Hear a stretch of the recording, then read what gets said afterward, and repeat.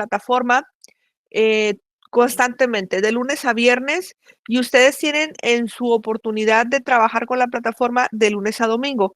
Independientemente de eso, quiero que sepan que la clase la vamos a tener en el día que está agendado con respecto a su calendario, pero si en algún momento se necesita, si en algún momento se necesita que ustedes tengan otra sesión, en su horario lo podemos agendar, nos coordinamos con su jefa de grupo. Eh, Esa es la primera cosa. La segunda es cualquier duda, cualquier cosa que ustedes necesiten, es necesario que lo hagamos por el grupo de farmacología. En ese que tenemos ahí. No me manden mensajes privados porque me hago pelotas y ya no sé ni quién fue, ¿no? Entonces, la forma de ingresar a la aula virtual va a ser todos los días martes a las 7 de la mañana a través de ese enlace que tienen en su correo. Ese enlace va a ser para todas las sesiones de aquí al 6 de julio o lo que más siga de julio. El semestre termina por ahí el 18 de julio. Entonces, esas dos últimas semanas son para los ordinarios. Si trabajamos en la plataforma, no vamos a batallar con cuestiones de nuestras evaluaciones. Voy a compartirles la pantalla, perdón, porque tengo la presentación y me voy a ir a lo que tiene que ver con lo que es farmacología. Ok, aquí les estoy compartiendo la pantalla de farmacología con respecto a la plataforma, en la unidad número 0 viene la bienvenida, viene un pequeño videíto que especifica cómo vamos a trabajar en la plataforma. En la unidad número 9 o donde dice materiales de apoyo es donde ustedes van a tener libros y documentos para trabajar con esta materia. Aquí están unos documentos y lecturas y aquí están unos libros de farmacología. ¿Ok? Los pueden descargar o los pueden estar viendo de ahí. De tal manera que durante todo nuestro semestre en la materia de farmacología tenemos en la unidad número 1 y así nos vamos a ir en todo, actividades semanales. Esa semana lo que nos toca es, yo tengo la vista de maestro, ¿no? Pero es lo que nos toca es hacer una línea del tiempo que la van a adjuntar con estos datos que están aquí, pero hoy martes y el próximo jueves tienen unos cuestionarios. Sí, son como unos pequeños exámenes, unas pequeñas evaluaciones que los tienen que hacer. Aunque no tengamos programados nosotros clases en martes y jueves, en la plataforma ustedes tienen que ingresar a hacerlos. ¿Ok? Hasta ahí, ¿tienen alguna duda? Maestra, yo con respecto, por ejemplo, a la entrega de trabajo, Ajá. Que ahí en la plataforma viene como límite hasta el domingo, o sea, sí se va a respetar eso que hasta el límite tenemos hasta el domingo. Sí, la plataforma está así programada, sí lo vamos a hacer así, porque hay unos grupos que tienen clases de miércoles a viernes y en ocasiones no pueden ingresar a la plataforma por cualquier cosa y lo ingresan hasta la fecha de la clase. Entonces, los exámenes los vamos a programar en jueves, ¿ok? Pero si hay alguna situación ahí que sea diferente, por ejemplo, pudiéramos programar los exámenes en el día de la clase. Si nuestro calendario de clases, no lo imprimí por aquí, jefa, ¿qué días tenemos clases? ¿Lunes, martes y miércoles? Lunes y martes tenemos 2 horas y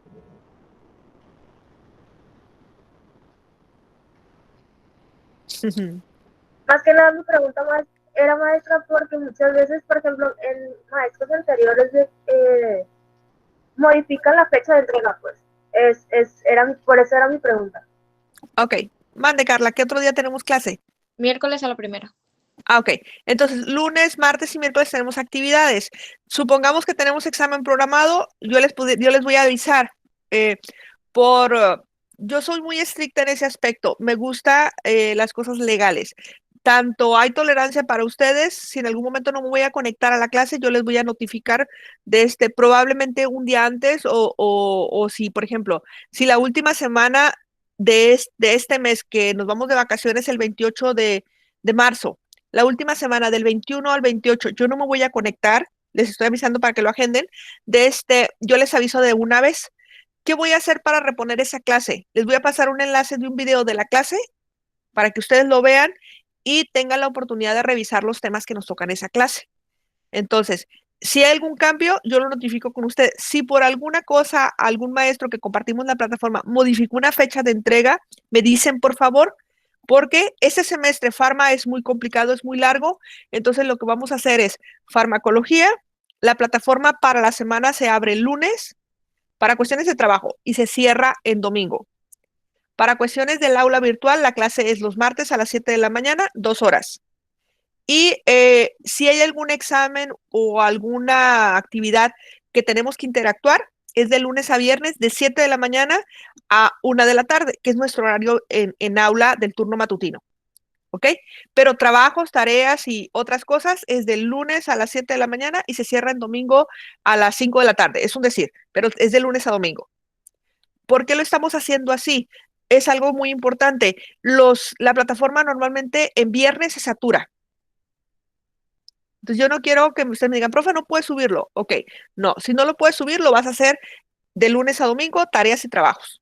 La recomendación es que si lo tienen el lunes, súbanlo y mándenlo de una vez. ¿Ok? Bueno, les estoy compartiendo la pantalla.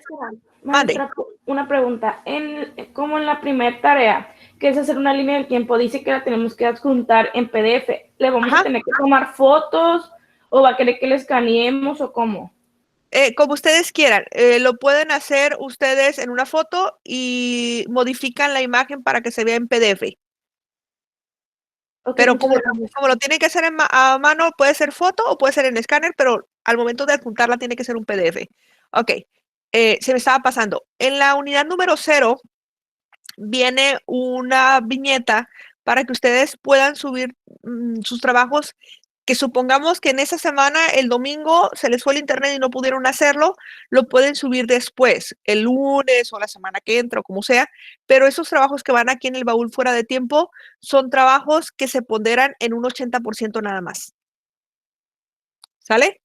Entonces, supongamos que a alguien no le han autorizado control escolar su plataforma.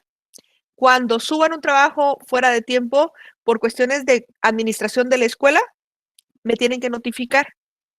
Profe, no tengo acceso a la plataforma, no puedo, que sea, para que esos trabajos que se subieron en el baúl fuera de tiempo, en ese tiempo que control escolar no les da acceso, o se los dio hasta después, ponerle una notita yo donde dice es trabajo entregado por cuestiones administrativas, para poder ponderárselo del 0 al 10. ¿Ok? Entonces, trabajos repetidos, a las personas que los tengan repetidos les voy a poner 0. A eso le decimos que están clonados. ¿Sí? O que hay plagio. Entonces, si yo encuentro un trabajo de Noemí, un trabajo de lo que es Eduviges, un trabajo de Noelia, igualitos, las 3 personas tienen 0. ¿Sale? Yo reviso los trabajos y si encuentro trabajos iguales, imprimo la pantalla, se los comparto en el grupo y les digo, díganme las diferencias y si encuentran diferencias, esa persona le exento, la que me diga la diferencia, pero si no, las otras tienen 0.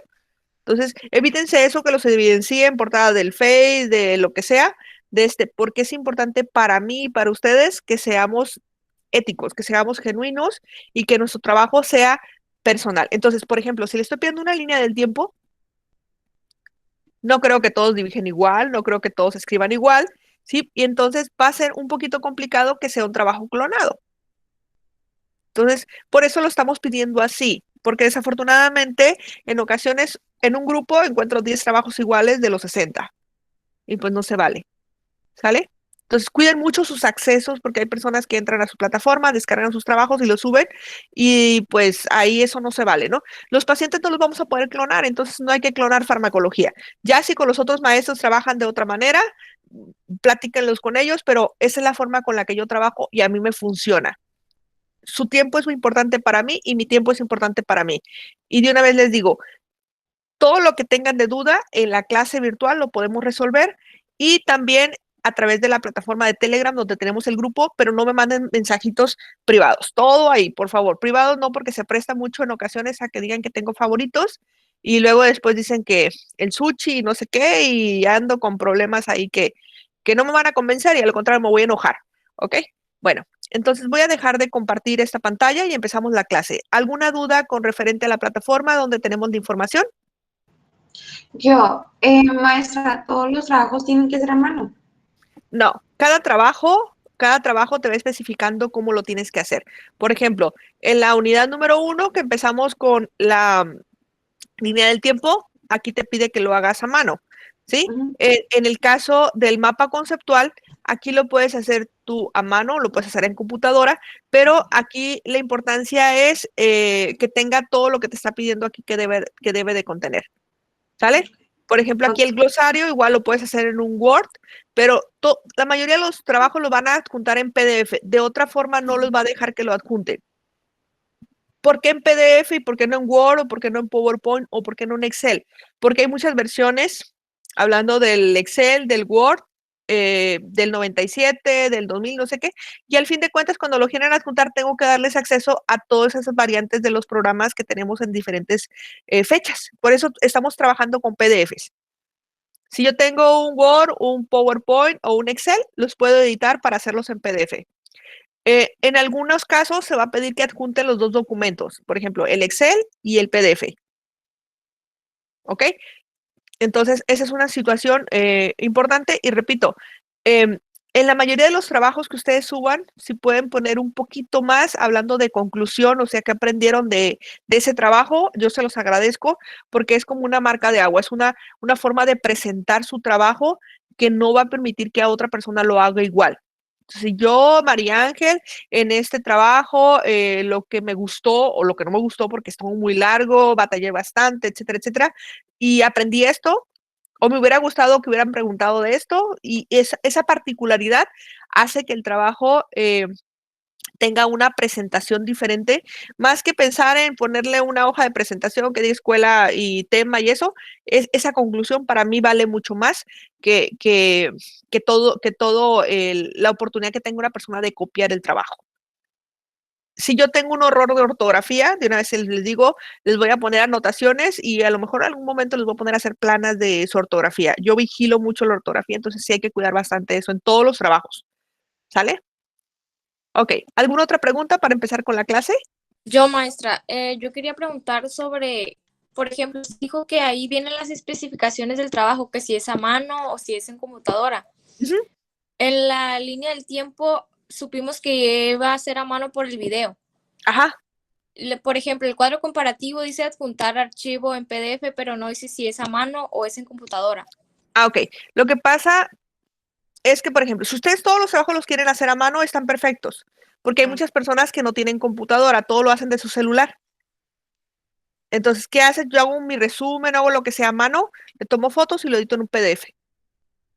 Pero no hay pretexto de que es que no tengo compu, profe, ¿cómo lo voy a hacer? No. O sea, usted agarra una hojita blanca o agarra su libreta, ¿sí? Cualquiera de las dos formas está permitido. No hay problema. Si agarro la libreta y me pongo a hacer estas tablitas, ¿sí? O me pongo en una hoja blanca y lo hago. Pero el chiste es que realmente haya aprendido algo. Por eso en la plataforma les estamos compartiendo nosotros ahorita solamente los libros. Si yo me pongo y comparto la presentación, ¿qué hago? Voy a compartir ahorita la presentación para que la vean. Si yo me pongo y les estoy compartiendo la presentación en la plataforma, la descargo y de ahí hago mi línea del tiempo. Yo no quiero eso. Yo quiero que ustedes vayan revisando, en este caso, lo que viene siendo la plataforma, ¿sí? Y tengan la oportunidad de ustedes de trabajar un poquito con referencia. Ay, no sé por qué no me deja compartir en este caso aquí está ya, la línea del tiempo. Entonces, ustedes pueden ver el video, voy a adelantar aquí un poquito, y en el video yo tengo imágenes y tengo lo que viene siendo esto, que les voy a compartir ahorita de la clase, pues. De la clase ustedes pausan el video y hacen sus anotaciones y van haciendo su línea del tiempo. Pero si yo les paso esta presentación así como está, corto y pego, corto y pego, corto y pego y nunca aprendí nada. Entonces, por lo menos, lo vamos a ver en la clase, ¿sí? Y ustedes pueden pausar y hacen su anotación. Ya después, si ustedes dicen, voy a buscar en la web una imagen, pues entonces ya ponen ustedes la imagen de esa persona que hizo eso. Incluso si hago la línea del tiempo, puedo descargar las imágenes, las corto y las pego. Eso lo hacían en la escuela. Cuando hacen una línea del tiempo, hacen una lista así grandota y ponen las fotos y con su mano ponen y rotulan lo que tiene que ver con la línea del tiempo. Porque Maestra, Entonces, en la línea del tiempo no va a ser necesario una hoja de presentación, o si va a querer una hoja de presentación. No hay ningún problema si las omiten en todos los trabajos, que se puedan ir directamente al trabajo, pero sí pónganme conclusiones en todos los trabajos. Aunque yo no les esté poniendo las especificaciones, si ustedes me ponen una conclusión, eso para mí es mucho más válido que la hoja de presentación. En muchas ocasiones la hoja de presentación tiene errores ortográficos, donde universidad lo ponen con C de casa, ¿sí? Y a veces me ponen el tema o el nombre de otro maestro que copiaron la hoja de presentación. Entonces yo no quiero eso, mejor quiero algo que sea útil, y la conclusión es más útil que una hoja de presentación, para mí. Por eso yo no le estoy poniendo ahí que incluya hoja de presentación y eso. No, eso no. Yo prefiero que me pongan una sola hojita con su trabajo a que me pongan hoja de presentación, el trabajo y luego una hoja en blanco. ¿Sale? Ok. Entonces vamos a empezar con la clase. Si tienen alguna duda, ahí en la plataforma de Meet viene un icono que dice levantar la mano, o desbloquean su micrófono y me dicen, profe, yo tengo una duda y no la entendí. ¿Sale? Bueno, entonces vamos a empezar con la unidad número 1 de principios generales de la farmacología. Es importante nosotros saber que desde los primeros inicios de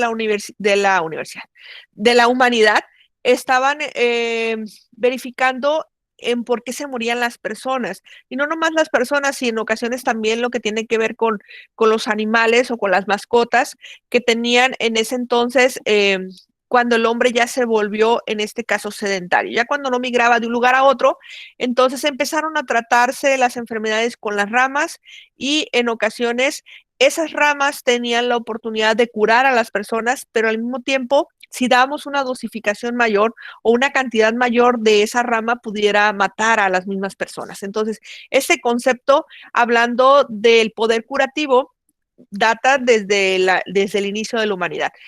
Esas sustancias, desafortunadamente, no tenían un control importante en cuanto a cómo se producían.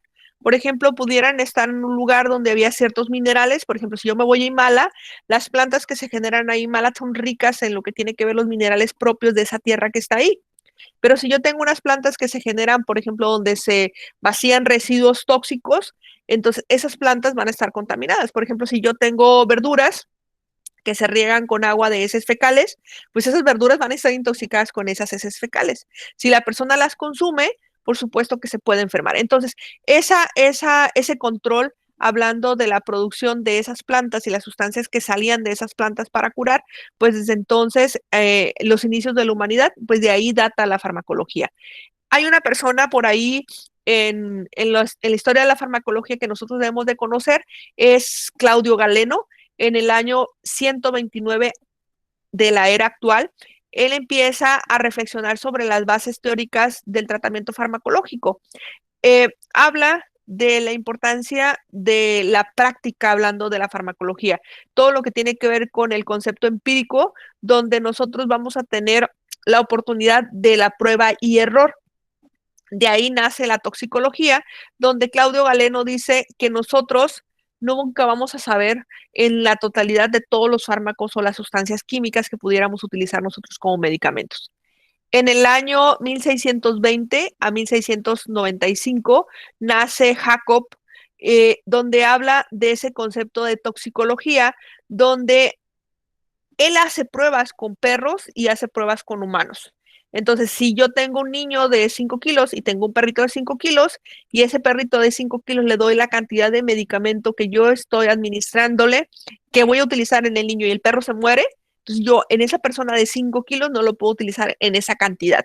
Entonces, vean la importancia de nosotros poder tener la oportunidad, en este caso, de experimentar con animales vivos para poder hablar un poquito de lo que es la farmacología.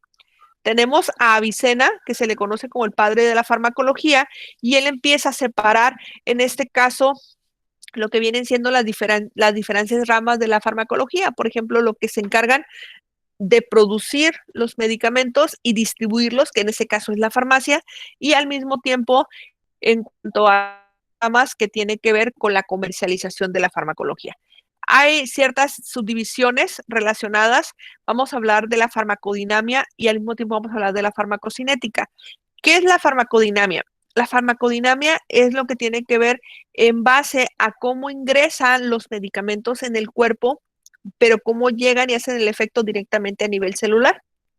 Y la farmacocinética habla mucho de lo que tiene que ver con las vías de administración y, por supuesto, cómo ingresa el medicamento, se absorbe, se distribuye, se metaboliza y se elimina dentro del cuerpo. Esos dos conceptos de farmacocinética y farmacodinamia marcan la pauta en todo lo que vamos a hablar en el transcurso del semestre, hablando de los fármacos, porque es importante para que ustedes que identifiquen en por qué un medicamento a una persona tiene un efecto terapéutico y en otra no. Porque el efecto terapéutico en unas es mucho más rápido que en otras. Y hablando de las subdivisiones, pues la farmacología tiene relación con la biología molecular, con la biología celular, por supuesto tiene que ver mucho con el metabolismo, porque muchos de los medicamentos lo que hacen es sustituir a las hormonas que nosotros tenemos en cuestión de un efecto que nosotros buscamos. Por ejemplo, pensemos en un paciente con hipotiroidismo.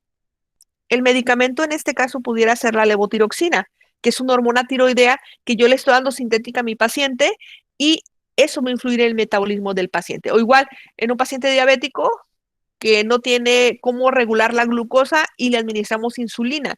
La insulina tiene un efecto metabólico. Entonces, la farmacología también tiene ese impacto en los pacientes y hay una rama relacionada con la farmacología, que es la farmacología clínica o la farmacología terapéutica. De igual manera, interactúa con los diferentes aparatos y sistemas y pues a eso nosotros es importante tenerlo presente. La materia que más me apasiona, fisiopatología. Entonces, tengo una persona enferma y voy a dar un tratamiento farmacológico, entonces también la fisiopatología, en este caso, es una disciplina relacionada con la farmacología. El concepto de farmacocinética radica en lo que tiene que ver el mecanismo de las drogas en ese paciente. ¿Alguien habló? ¿Alguien afuera? Ok, la farmacodinamia es lo que los fármacos ejercen en el organismo. El concepto de farmacognosia estudia la estructura anatómica y química de las drogas naturales y farmacotecnia. ¿Alguien levantó la mano? Ok. En cuanto a lo que tiene que ver el concepto de farmacoterapia, es, por ejemplo, hace unos días di un curso de farmacología clínica para enfermeras y los alumnos que entraron son alumnos que egresaron hace como 10 años de la escuela. Dentro de los libros que yo les mostré, este libro de farmacología clínica desde un enfoque fisiopatológico que ustedes lo pueden descargar. Ahí cuando están especificando en cuestión de lo que viene siendo para hacer su trabajo de la historia de la farmacología, pueden enfocarse un poquito ahí y los datos que yo les estoy mostrando en estas diapositivas los pueden enriquecer todavía más de esos libros. Yo ahorita solamente les muestro un poquito, pero ustedes lo pueden rescatar un poco más de esos libros. Y en lo particular, hablando de esos conceptos, en la introducción, en esos libros también se especifica. Entonces, esto solamente es un parteaguas para, imagínense ustedes que van a comer algo rico en un restaurante y este es el menú. Es para que les abra el apetito en cuestión de la farmacología. ¿Ok? Entonces, el concepto de farmacología, hablando de la terapia, esto aplica principalmente a medicina. Sin embargo, en cuestiones de responsabilidades, salió una ley general de salud que especifica que el personal de enfermería puede expedir recetas y por lo tanto ya tiene libertad para ejercer en esas recetas el cuadro básico de medicamentos. Entonces, si yo ya puedo expedir, por ejemplo, analgésicos, antiinflamatorios, pues lo que les mandé ayer de imagen para que se durmieran rico en farmacología, hablando del síndrome de Stevens-Johnson y la necrólisis epidérmica, pues son las consecuencias de utilizar esos fármacos que ustedes ya pueden recetar. Entonces, si yo receto esos fármacos, tengo que saber en qué pacientes los voy a utilizar y qué pacientes tienen riesgo. Entonces, de eso habla la farmacoterapia. Les decía ahorita, hablando del concepto de toxicología, estudia los venenos y los efectos adversos de los medicamentos y la farmacometría. Esto es algo muy importante porque nos va a hablar de un concepto que se llama dosis media. ¿Qué significa dosis media? Que el 50% de la población en esa dosis que yo estoy especificando va a tener el efecto terapéutico que yo quiero. Pero en algunos pacientes esa dosis media representa que los pacientes están sobredosificando y se pueden intoxicar. O también significa que hay un porcentaje de pacientes que si yo les estoy dando esa dosis media, van a necesitar que le aumente la dosis porque no les sirve. Hablando de la farmacometría, esto es muy importante, sobre todo cuando tengo pacientes pediátricos. No es lo mismo un niño de 1 año que pese 5 kilos a un niño de 1 año que pese 20 kilos. Entonces, es un niño de 1 año, pero tienen diferente peso y ese peso es lo que radica para la cantidad de medicamento que yo voy a utilizar con ellos. Les decía ahorita de las disciplinas relacionadas, vean por favor la fisiología, la fisiopatología, la biología celular, la bioquímica. En este caso, se considera la farmacología una ciencia híbrida porque interrelaciona con todo. Cuando diseñaron el programa de farmacología para enfermería, yo les decía, tienen que ser un poquito más exigentes que con los médicos, porque los que se dan cuenta realmente en cómo funciona la farmacología son ustedes, no los médicos. Los médicos los indican y ustedes son los que tienen que estar al pendiente de la seguridad del paciente en ese apapacho, de identificar si el paciente está presentando eventos adversos de una manera rápida. ¿Para qué? Para interrumpir el medicamento. Porque si yo administro un medicamento IV o intravenoso o parenteral, como le quieran decir, este paciente puede tener los efectos adversos inmediatos, que se hipotense, que tenga taquicardia, que se desmaye o de una manera abrupta que se le conoce como anafilaxia, es cuando el paciente tiene cierre de las vías respiratorias y cambian sus signos vitales. Entonces, en esos pacientes con anafilaxia, ¿qué tengo que hacer?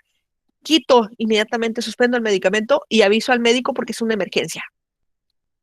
Entonces, las vías parenterales, llámese intravenoso, llámese de intraarterial o directamente sobre un órgano, tienen que tener vigilancia estricta y son meramente hospitalarias. Entonces, yo quiero que se cambien el chip y se quiten la idea de que me cae muy bien mi suegra, le voy a poner un catéter, le voy a administrar el medicamento intravenoso en mi casa para que no sufra. En vez de darle 10 piquetitos en la nalga, pues le pongo un catéter y lo cuido. No, los medicamentos intravenosos o parenterales son meramente hospitalarios. Por favor, eso sí, las vías intravenosas cuídenla bastante y por eso en este caso se habla de esta mezcla en estas disciplinas. En uno de los quiz viene que ustedes, o de las actividades de la unidad número 0, viene que ustedes definan en un cuadro comparativo qué es un fármaco, qué es una droga y qué es un medicamento. Cuando yo uso el concepto de droga, es cualquier fármaco o cualquier medicamento que lo utilice con un fin placentero, que no esté recetado y que no tenga una indicación para mejora de mi salud. Eso es una droga. Entonces, cuando yo estoy hablando del fármaco, estoy hablando de todas las sustancias que yo puedo utilizar, ¿sí? Y las tengo disponibles para mejorar el estado de salud de mis pacientes. Pero cuando yo lo administro, eso ya se convierte en un medicamento. Entonces, el fármaco es la sustancia que yo tengo ahí para mejorar la salud. La droga es esa sustancia que yo la utilizo con fines placenteros. Por ejemplo, algunos de ustedes han utilizado algún tipo de medicamento, por ejemplo, para la tos, que ocasione sueño. Entonces, desafortunadamente, algunas personas usan esos medicamentos como para dormir, o sea, no porque tengan tos. Entonces, ahí están utilizando el medicamento como una droga. Entonces, cuando yo tengo una sustancia o una combinación de sustancias que ya me las tomo, ¿sí? Se convierte en un medicamento. Cuando yo tengo esa sustancia que puede interactuar a nivel molecular, pero no la he usado, ese es un fármaco. Y cuando yo tengo esa sustancia que al momento de introducirla altera mis funciones psíquicas, o sea, mi sueño, mi energía, mi vitalidad, mi alegría, mi ansiedad, o sea, como diríamos aquí en Sinaloa, me ponen al tiro, eso es una droga. ¿Ok? Entonces, ojo con eso. Carla, no te rías, aquí en Sinaloa tenemos cada cosa con respecto a eso. Y quiero comentarles, hablando de los antitusivos, hay personas jóvenes como ustedes que mezclan los antitusivos con el alcohol.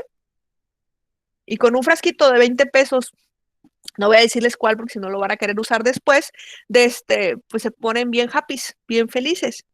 Y dicen, me drogué con, y no les voy a decir qué porque luego lo van a usar, repito, y los pacientes andan como si se hubieran puesto un carrujito de marihuana o un inhalado de algo, que nosotros esas sí los identificamos como drogas.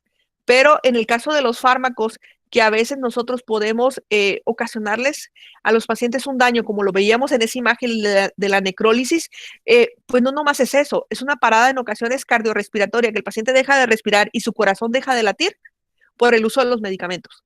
Entonces, ojo con eso, y en el transcurso de ese semestre vamos a platicar bastante de ellos, y pues por lo pronto aquí les estoy mencionando para que ustedes puedan hacer su cuadro comparativo.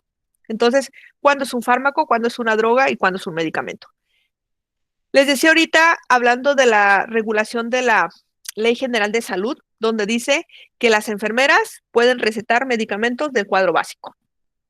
Y por lo tanto deben de conocer en esa farmacología terapéutica tanto dosis como indicaciones, efectos adversos y por supuesto en qué pacientes les puede pasar qué cosa cuando lo utilicen. Y a eso se le llama farmacodinamia.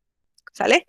Entonces, cuando nosotros tenemos la oportunidad de conocer técnicas farmacológicas, las expertas son los enfermeros. Son los que aplican los medicamentos. Yo en lo particular para canalizar, yo siempre pido ayuda de alguien. En mi familia tenemos enfermeros, entonces ahora, por ejemplo, en Semana Santa me llevo mi botiquín con soluciones y todo, porque vamos a un lugar donde no hay absolutamente nada y no me voy a venir desde el más allá hasta acá para canalizar a una persona, para ponerle un suerito porque tiene vómito, diarrea y se deshidrató. Entonces, tengo un enfermero y ahí indicamos. En mi familia ahorita activos hay 4 médicos y tenemos por ahí a 2 enfermeras y les pedimos apoyo.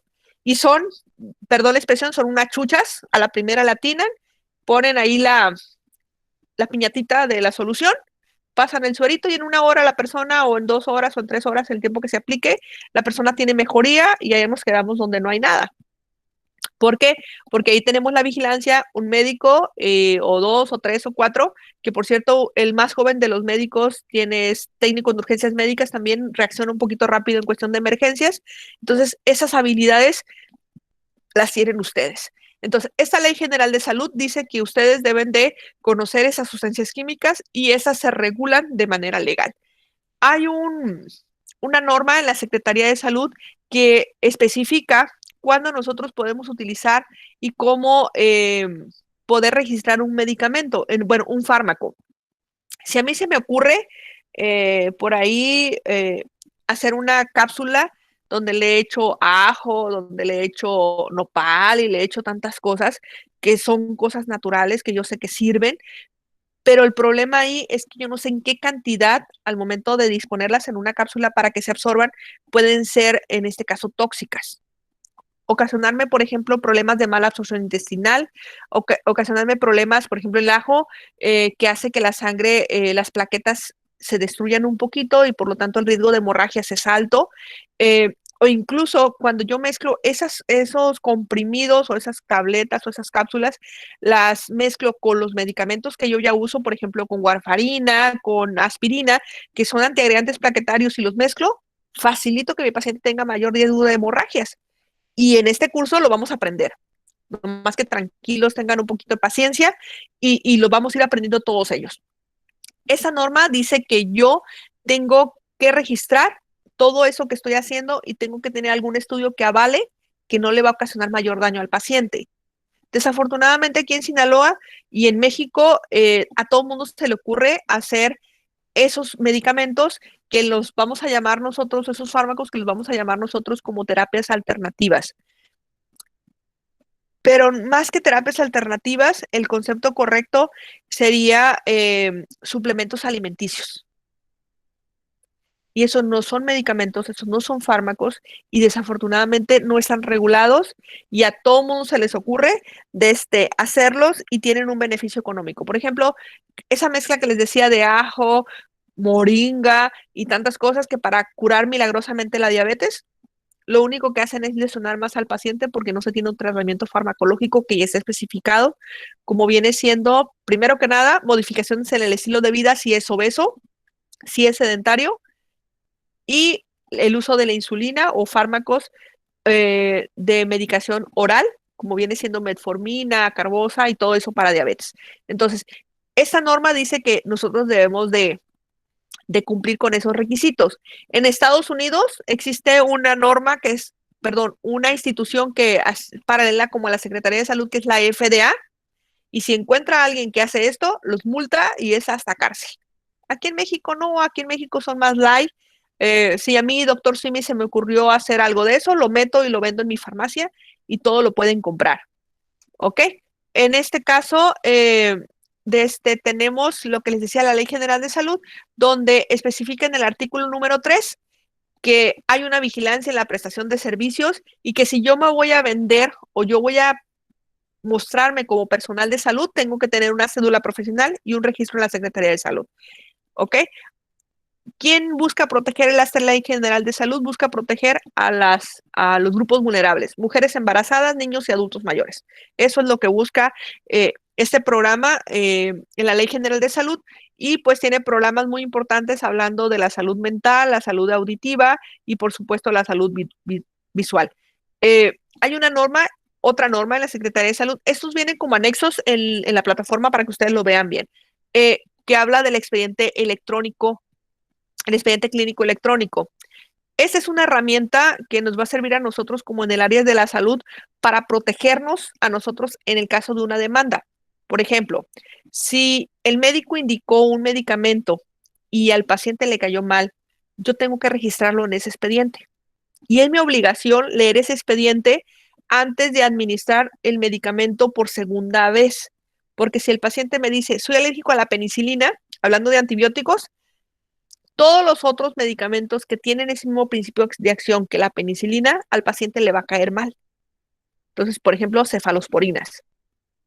¿Ok? Entonces, penicilina y cefalosporina son primos hermanos y caen gordos. Hacen daño al paciente. Si me dice mi paciente que es alérgico, por ejemplo, a las sulfas y es diabético, hay medicamentos que se dan para diabetes que contienen ese tipo que son de ese grupo. Y no solamente el trimestoprim con sulfa, que es un antibiótico, si en el caso también de los medicamentos para diabetes hay un grupo de las sulfas que yo tengo que tener mucho cuidado. Entonces, eso viene en el expediente electrónico. ¿Qué se busca?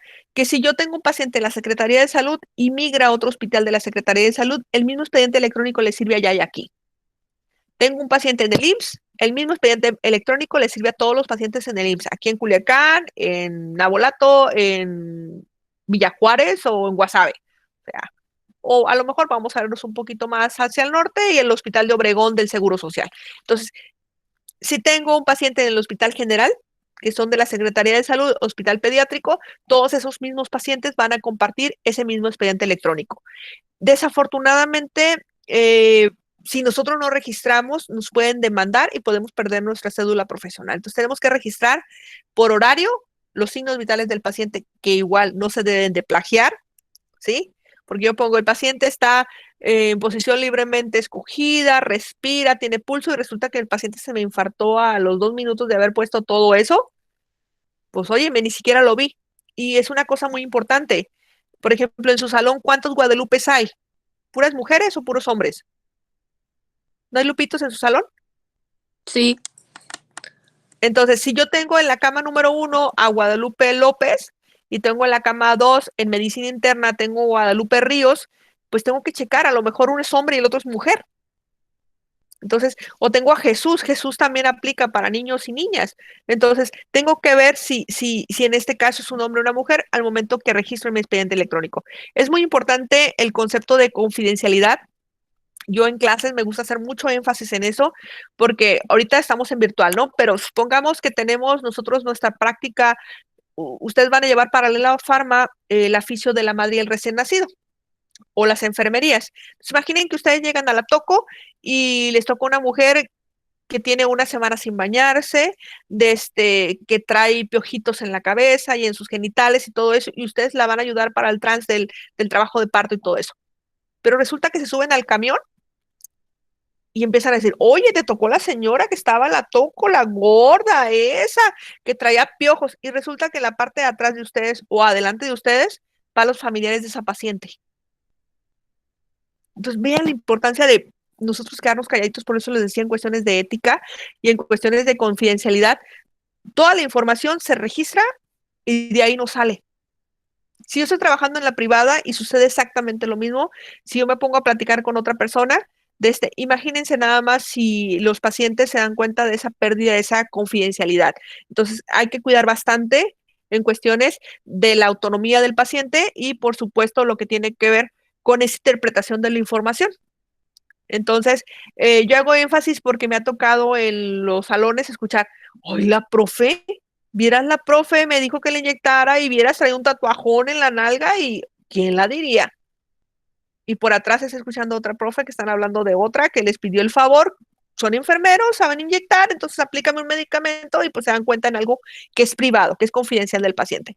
Entonces, en el expediente, la función que tiene que ver es que toda la información que está ahí y en nuestro andar en el personal de salud tiene que registrarse, ¿sí? Pero no debe de salir esa información de ahí, ¿ok?